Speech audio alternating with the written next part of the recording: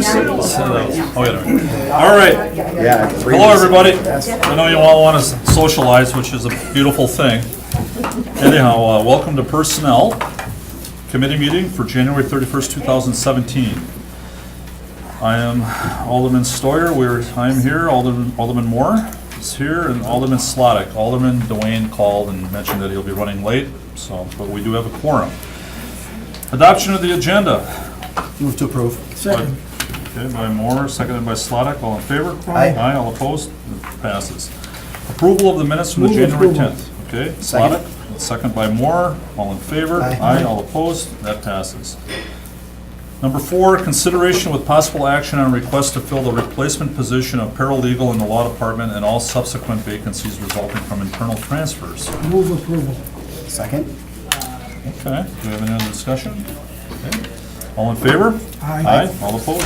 That passes. Number 5, consideration with possible action on request to reclassify and fill the civilian position of Senior Humane Animal Control Officer to a sworn position of Humane Police Officer in the Police Department and all subsequent vacancies resulting from internal transfers. This staffing change will result in an increase in total compensation of $25,879. Lynn?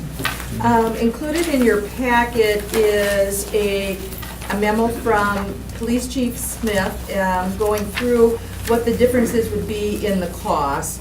And obviously, filling it with patrol officer does increase some of the costs, particularly regarding WRS, just the general salary wage costs, and some other, and workers' comp costs.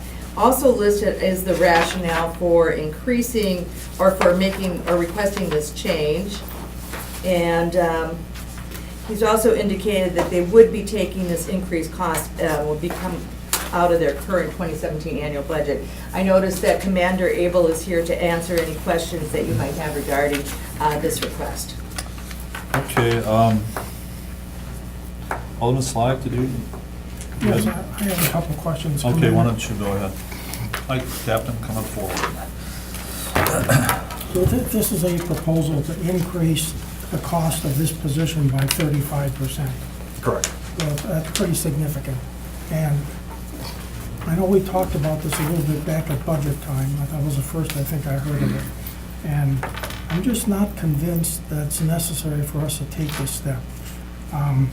I understand, and I did read Chief Smith's memo, but the comparables he draws are to cities that have a 500,000 population and larger. And, you know, Green Bay is not the equivalent of Chicago, Milwaukee, Minneapolis, Los Angeles, and Dallas, or Houston. And in 5 years on the council, I have not heard of any problems that we've had as a result of having a non-sworn person in that position. So are we chasing big cities, or do we have a problem that we need to fix? I don't know if we're necessarily chasing big cities, but I think the environment in law enforcement and animal control is kind of a pseudo law enforcement position.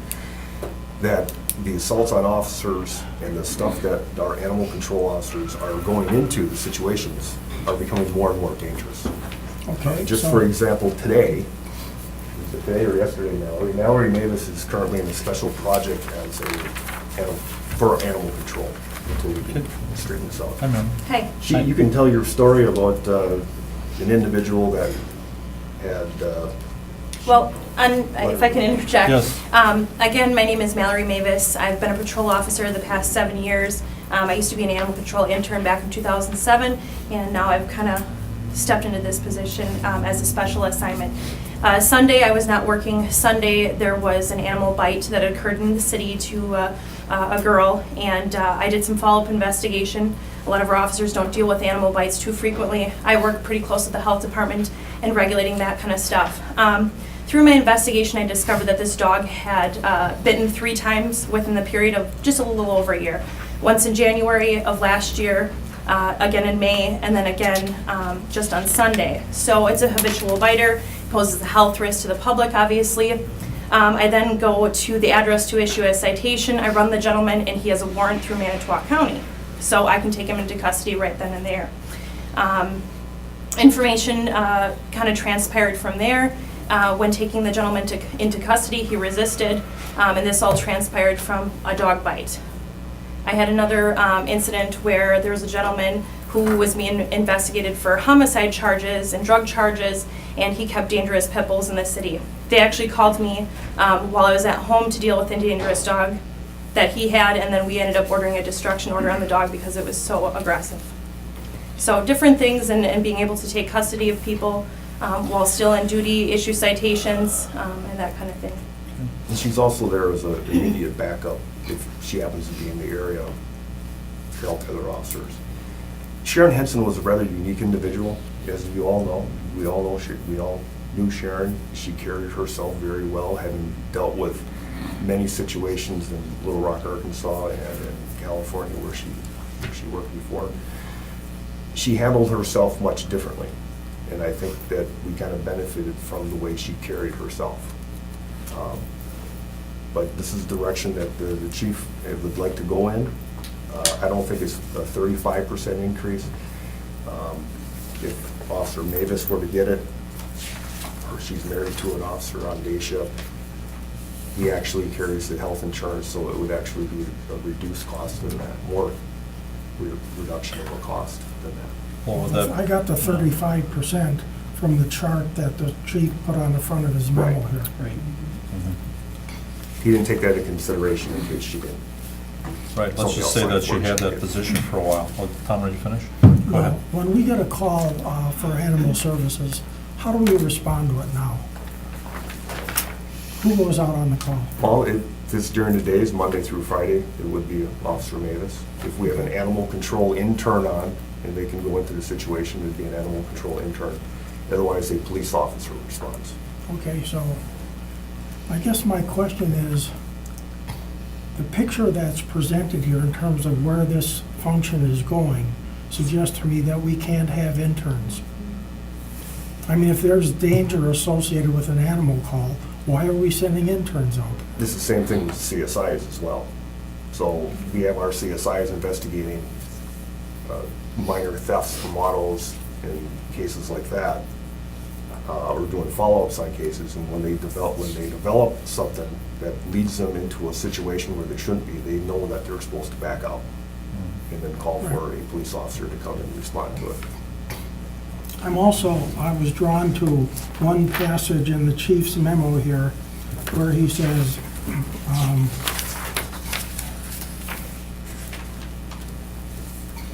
that he names those big cities that he uses comparables and said, and several others across the country are making the transition and building animal control teams from their law enforcement officers.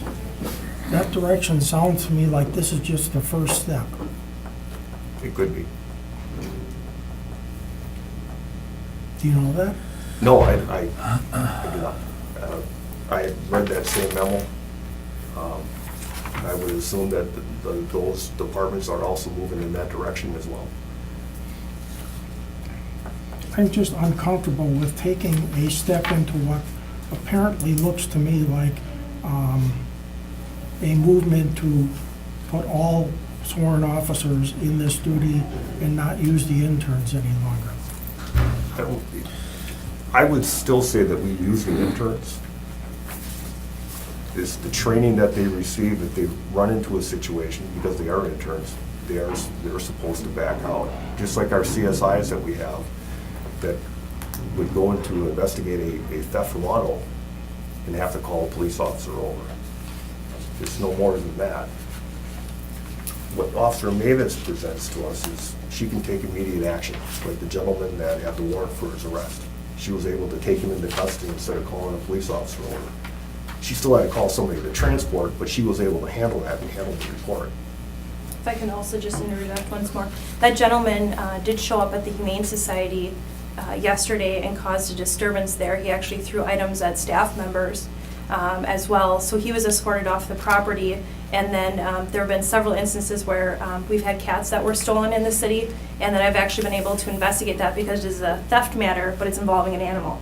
And there's actually such a charge as cat and dog napping in the city. So if you take a cat or a dog, a lot of people don't realize that, but if you take a cat or a dog, that's a misdemeanor offense, so it's an arrestable offense. So the gentleman was on probation, and he stole a cat from the Humane Society. I was able to act on that, recovered the cat, and actually arrest the gentleman. He went to jail.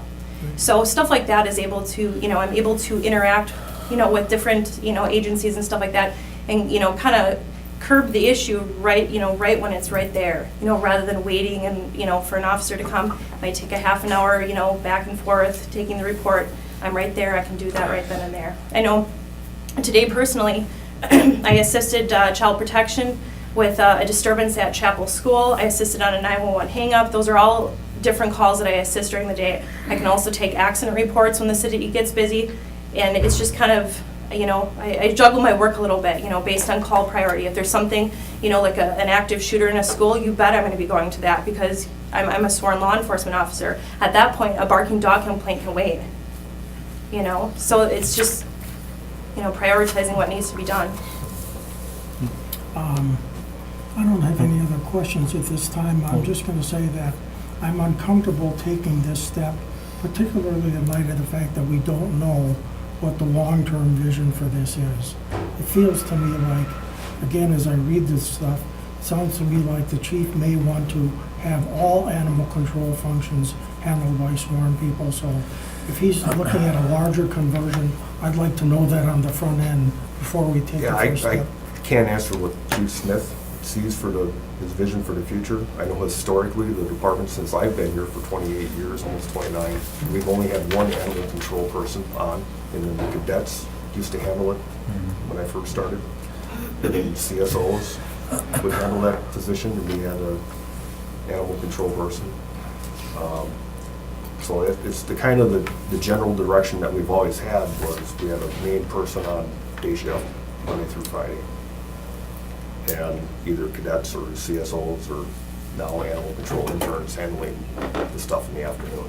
And I also appreciate the fact that you say you can handle this within your budget this year, but it means next year's budget request is gonna have to be $25,000 higher, because you can't handle that with this year's budget. Correct. So, I mean, when we add something like this, we gotta be thinking about the fact that we're gonna be facing it every year from this point forward. No, I understand that. Joe, do you have anything? Otherwise, I Actually, got a little few questions. dangerous coming to finance and saying that you've got 25,000. We have a number of openings on the department right now. But he's at personnel, not at finance. Yeah, that's No. right. Yeah. We have long memories though, in 20 minutes when we get to finance. I have answers. I forget. So, but, no, I understand it, and I'm in the same agreement here with Alderman Slotnick with the 25,000 obviously annually, and we know how difficult this past budget was, where we, it was a fluke that we had some money to not have to raise the taxes, but we're not going to have that next year. And when you look at the budget, it's a 1 year, 2 year. I mean, we're working right now on our 2018 budget. It's very difficult to justify $25,000 being added to a position, but the job duties don't necessarily change. There are additional things that the officer can do, but is it $25,000 worth of value for those additional things? I don't have a hard time justifying that. Okay. I think with that being said too, there was a couple things. You mentioned your husband's also on the force, so the fact of the matter is you wouldn't have to pay the insurance in that, but let's say over time there might be another person coming into that position and that would change. So for now, it would be a benefit, but with that being said, we have to look down the road as well. Even when Sharon was in office, if you will, I mean, we dealt with her many times in P&W and things in that order, and I know it was a unique setup, but she was civilian, so Correct. she had to call in an officer if there was an issue, correct? She could issue citations. She could issue Yeah. citations, In okay. certain circumstances. I mean, with this position, I mean, isn't there, if you're talking about cross-training and stuff with other officers, and I know maybe you said that you've done this already, so you have a skill set. Is this one of these positions that just could be incorporated into your just general budget, where you'd have everybody, cross-trained to the point where you could do something, you're still looking for one person to lead it. Is that correct? Correct. And that's the reason for that request. Yes. Okay. I don't have quite the reservations that Aldersmore and Slottick have. I think it is an important position, but like I said, budgets have been tight, so we really have to look at this carefully. And, we value, let's face it, there are many, many issues with animals out there and people and such, and you're dealing with a lot of different things, but I don't know. I'm up in the air on this one a little bit, so.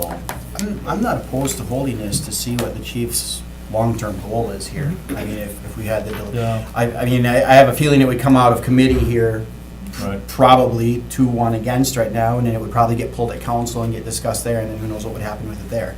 It'd be nice What to I have all think, the and I think if facts. Alderman Duane was here, it would probably be a 2-2 vote, and it would go to council regardless and be discussed there. I'm going to make a motion that we hold this for 30 days so we can reach out to Chief Smith, see what the long-term plan for the position, and I think for handling the animal control in general is going to be before we make a decision to approve it. I also know that, Yep, I go also ahead. know that the Bay Area Humane Society is here if you have any questions of them as far as how things have transitioned and stuff. So, Well, I think with tabling it, we're probably okay. I think we'll look at all those things. And like I said, we do value this. We're not, I think we're looking more at the financial end of matters, but I think that, it is an important position.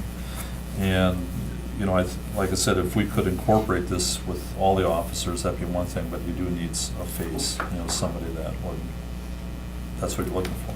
Okay. But I would be more comfortable too if we had Chief Smith, not that you're not doing it, but just to have him really come forward and talk about the reasoning for what he's doing. And I think that we would be able to answer well at that time. So, that's your motion? Director Bolin, could we add to that motion just to have Chief Smith present to us Yes. his long-term goal? Yes. That's part of the Okay. motion. All right, that's your motion. Do we have a second? Yes. Second? Okay, all in favor? Aye. All opposed? Thank you. Okay, thank you. All right, next we have consideration with possible action on request to approve out-of-state travel. We'll do these one at a time. Purchasing manager to attend National Institute of Governmental Procurement Leadership Symposium in Washington DC, February 23rd, 25th of this year, at no cost to the city for transportation or room and board. Move approval. Second? Okay, all in favor? Aye. Aye. Okay. That passes. B, purchasing manager to attend National Institute of Governmental Procurement Annual Forum in Salt Lake City, Utah, August 28th to 30th of this year, at no cost to the city for transportation or room or board. Move. Okay, Second. do we have a second? All in favor? Aye. Okay, that passes. C, police, detective to attend International Symposium on Child Abuse in Huntsville, Alabama, March 27th, 30th of this year, estimated total cost for meals, $100. Move to approve. Second. Okay, all in favor? Aye. All opposed? Okay, that all passes. Number 7, consideration with possible action on report of routine personnel actions for regular employees. Move to receive and place on file. Second. Okay, any other discussion, all in favor? Aye. All opposed? That passes. Number 8, update and discussion on firefighter labor negotiations. Do we need to go in closed session? Yes, we'd Okay. like to. Joe, would you like to read this? Sure. Make a motion to go into closed session. Okay. The committee may convene in closed session pursuant to State Statute 19.85 sub E for purposes of deliberating or negotiating public employee contracts for competitive or bargaining reasons. The committee may thereafter reconvene in open session pursuant to State Statute 19.85 sub 2 to report the results of the closed session and consider the balance of the agenda. And I'll second his motion. Okay, all in favor? Aye. Aye, Aye. okay. All right, do we have everybody? Everybody has to get out. All right, we are back. We're back in open session here. We had a motion and a second to proceed with the directive that the chief came up with on the statute for unpaid trained fire investigator for off-duty hours. So we had a motion and a second, and all in favor? Aye. Aye, all opposed? That motion passes. Move to adjourn. Second? Okay, all in favor? Aye. Aye, all opposed? Thank you very much.